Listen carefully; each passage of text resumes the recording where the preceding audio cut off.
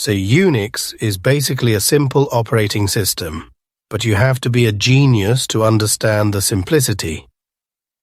We should have some ways of coupling programs like a garden hose. Screw in another segment when it becomes necessary to massage data in another way. New languages should relate to old ones by extension, not by complete redesign. In the struggle between simplicity and reliability, simplicity has won again and again over reliability.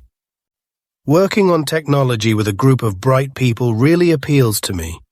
UNIX is basically a simple operating system, but you have to be a genius to understand the simplicity. Working on UNIX long enough lets you see a good deal of humor in it.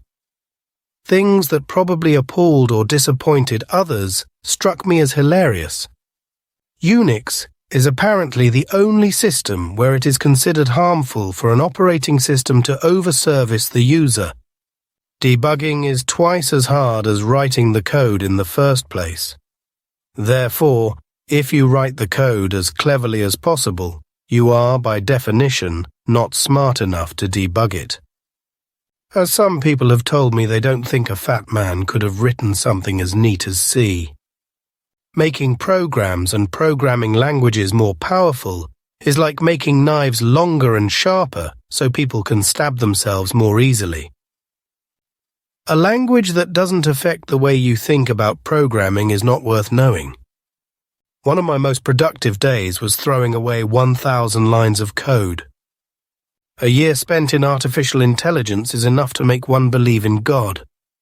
The evolution of computers has required much less rethinking of most systems models than will the pervasive presence of communication. Intellectual property is an important legal and cultural issue.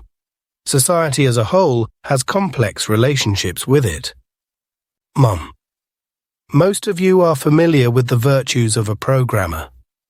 There are 3, of course: laziness, impatience, and hubris. The hard part of building software is deciding what one thing to do, designating that the problem, and sticking to it. It is impossible, I believe, to estimate when ideas come to a physicist or mathematician when he is not actively trying to have them. We are at the point where scale and convenience for the user trump most other considerations.